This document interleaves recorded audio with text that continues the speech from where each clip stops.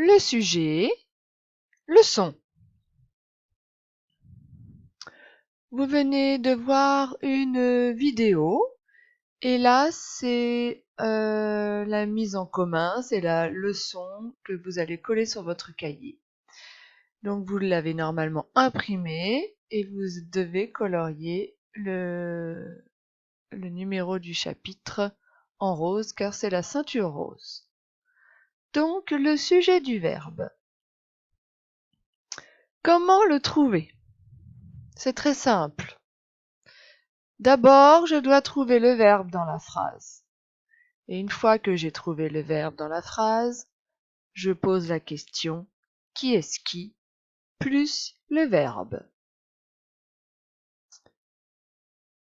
Il peut avoir plusieurs natures ce verbe.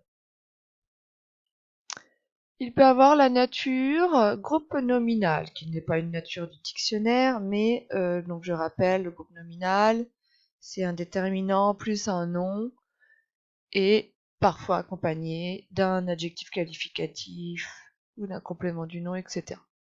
Donc là, le verbe, c'est il est en train de quoi? Il est en train de chasser le lion. Qui est-ce qui chasse? Réponse, le lion. Le lion est sujet du verbe chasse. Et le lion est un groupe nominal. Un sujet peut être un nom propre. Simba chasse. Il est en train de chasser. C'est toujours le même verbe. Qui est-ce qui chasse? Réponse, Simba. Simba est un nom propre. Il chasse. On a toujours le même verbe. Qui est-ce qui chasse? Il. Il est un pronom personnel. C'est sa nature. Chasser est ma passion. Ça, c'est pas habituel. Vous ne l'avez pas vu souvent avant. Donc, le verbe, il est en train d'être. C'est en train d'être sa passion. Donc, le verbe, c'est être.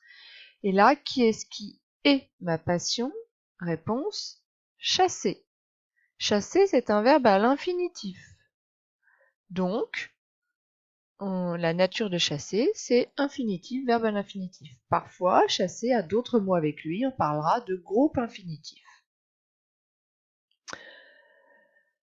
Il faut toujours accorder le verbe avec le sujet. Ça, c'est une règle de base que l'on reverra en orthographe. Donc le sujet peut être devant le verbe. C'est ce que vous voyez depuis le CE1. La gazelle et le lion courent très vite. Qui est-ce qui court très vite? Réponse, la gazelle et le lion, c'est le sujet. Il est avant le verbe. Mais parfois, il peut être après le verbe. C'est ce qu'on appelle un sujet inversé. Et là, en CM1, vous allez en voir beaucoup plus qu'avant. Aimes-tu les lions? Qui est-ce qui aime les lions? C'est tu. Tu es le sujet. Et attention, il est bien passé après le verbe. Le sujet peut être sujet de plusieurs verbes.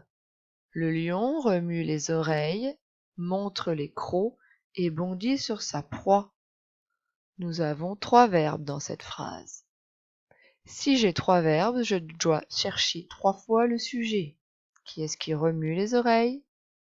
Réponse, le lion. Le lion est sujet de remue. Je cherche le sujet de montre. Qui est-ce qui montre les crocs? Réponse, le lion. C'est le même sujet.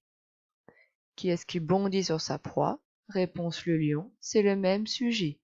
J'ai un sujet pour 3 verbes.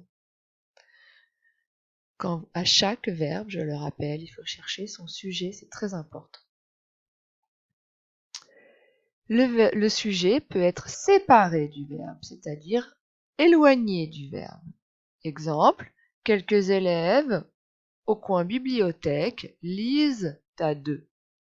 Le verbe c'est lire. Qui est-ce qui lit? Eh bien, réponse, quelques élèves. Et vous voyez bien que quelques élèves est loin du verbe lire. Il y a d'autres mots. Il n'est pas collé. Donc un sujet peut être éloigné de son verbe. Là, je vais vous demander de mettre en jaune fluo ce qui est important. La question pour trouver le sujet, que le sujet s'accorde avec le verbe et qu'il existe du sujet qu'on appelle inversé qui se trouve après le verbe. Évidemment, tout le reste de la leçon est à apprendre et est important. Je vais aussi vous demander de de colorier au crayon de couleur en rouge ici, en vert et en bleu. Ça, vous avez l'habitude. Nous le faisons souvent en classe. Voilà, c'est fini pour aujourd'hui. À bientôt pour une nouvelle vidéo.